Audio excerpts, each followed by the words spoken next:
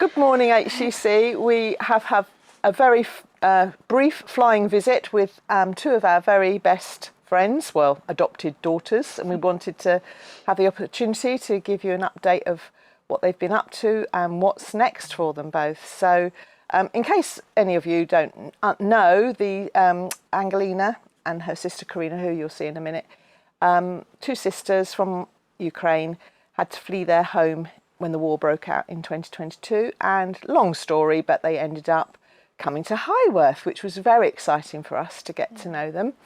And yes, they were here for a good 6 months, and then went off to YWAM, which is Youth with a Mission, to do a DTS, which is a discipleship training school.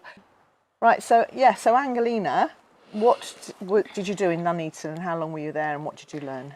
So basically, I was in Nuneaton for 6 months. I was doing a discipleship training school, 3 months of teachings, and then 3 months in a mission trip in the UK. And so I was learning how to really be a missionary, and God really put love to people, to serve them. So, and it's really changed my heart. And after that, I decided to stay with YWAM longer and be staff and serve there. So I was there for 2 years with YWAM, serving God in different directions, and mostly it was focused on people, on evangelizing them, and also equipping also young generation as well to teach them how to do that, and then they also can do that as well. That's lovely. And after that 2 years, then what happened then? And after 2 years, God called me to another place where I don't want to go in the first, because I thought, because it's different from YWAM. It's International Bible Training Institute.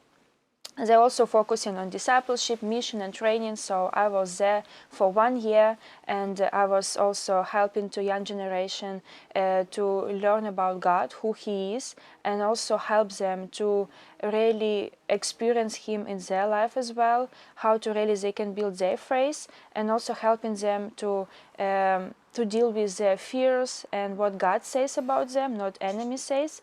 And also we did a lot of different stuff, like outreaches in different churches as well, where they also was growing, and I also was growing as a person as well, as a leader, and God also was transforming there and preparing me in a way where I couldn't even think about. So it was really also amazing. So how long were you there in Burgess Hill? So I was there for 1 year. I just came there last September. And yeah. So what's next then, Anhelina? And so, yeah, I didn't know for how long I will be staying in the Burgess Hill, but God really was start to working with me when I went to Ukraine last year in summer, was helping in a youth camp in my church. And from that moment when I was there and helping youth to just having time with them, helping them to grow as well, to come closer to God, and all of that, just fellowship with them, God something started to work in me about that, about idea to coming back. But when I came back here after that trip, I was like, no, it's too dangerous. I can't go now. Maybe it's not from God. I will keep going here. I think I'm pretty much settled, so I'm just will be here. And then this year, pretty much God was really speaking to me more and more, and that idea was just in my head. And then when our youth leader, she came to us and she was just sharing about what she's doing in Ukraine, her work with youth, and that she's planning to reopen Bible college and all of that. And something was really going on in my heart, and I just felt like God is telling me something, but I'm still like I'm not sure. Maybe this is just my emotions. Maybe this is not just like God sent me to go now. And when we had one evening with Alona where she was sharing, then we had worship time, prayer time, and in that moment when I was praying for her, I just started crying. I couldn't pray for her really. I just started crying, and I was like, what's going on? I need to focus. I need to pray for her next work. And I just couldn't focus really. And then I was like, okay, maybe God really wants to say something to me. And then I was realizing that He really stirring my heart to go to Ukraine. And so after that meeting, I was like, I really need to talk to Alena. I really need to talk to her.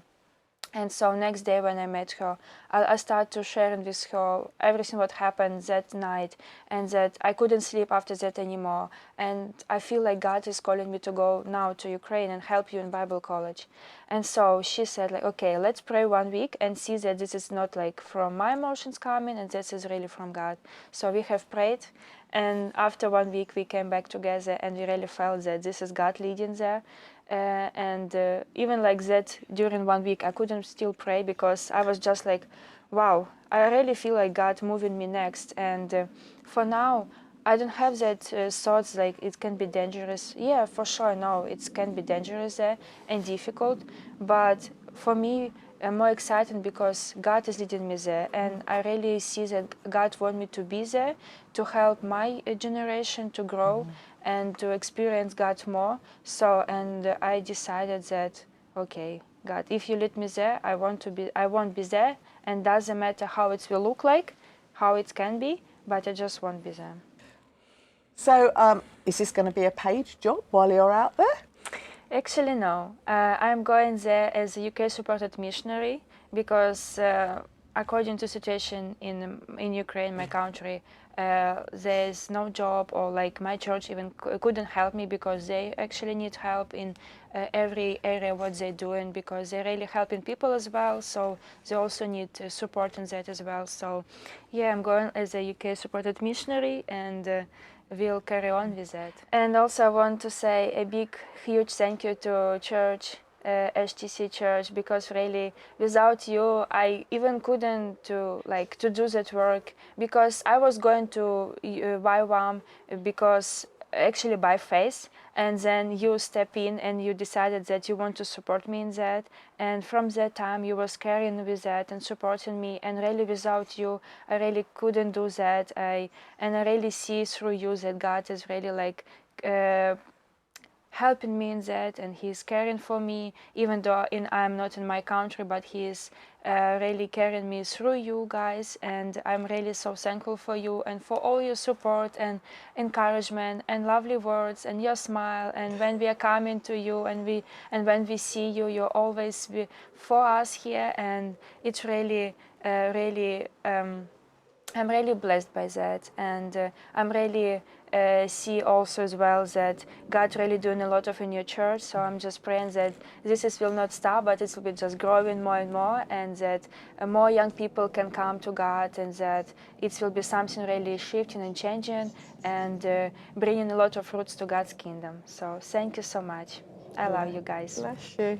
So, Karyna, you're now on the hot spot. You went off to Nuneaton with your sister, 2022, end of 2020, beginning of 2023. So what's been happening with you since then?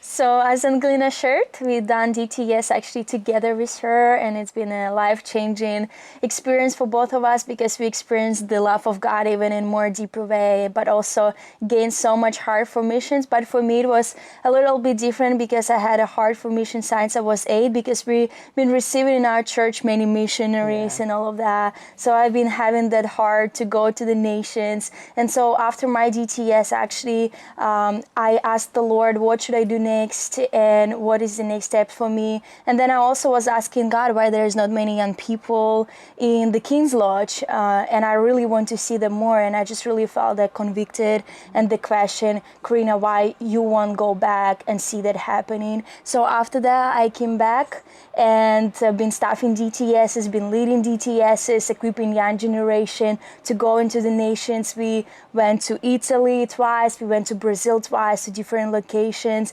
and the Lord been really moving there, and the Lord been really stirring up the hearts of young generation really to go for missions and preach the gospel. And it's been a great opportunity to be a part of mobilizing young generation and serving here in the UK as well, doing the evangelism, equipping, but also just really want to share that the Lord been moving in the nations, and the Lord really moving there. So many people getting saved. Even as we just came back from Brazil, we went there to different locations like São Paulo, Amazonas, in the middle of the jungle, and Minas Gerais, and around 100 people got saved, 4 baptism in the river of Amazon. People been healed and touched by Jesus. So it's just so amazing what the Lord is doing. Wonderful. And you're planning on going back to Nuneaton and carrying on? So yeah, I'm gonna stay in Nuneaton for now, in YWAM, and serving there. We're actually gonna start the mobilization team, and we're gonna mobilize the young generation around the UK as well. We are planning on going to churches, youth groups, and just sharing about missions, leading worship, doing evangelism together, and of course, besides the leading DTS in January, and just continue So serving. we might see you here with your mobilisation team. Yeah, hopefully. Yes, please. Yeah, okie doke. Well, it's been lovely. Thank you both.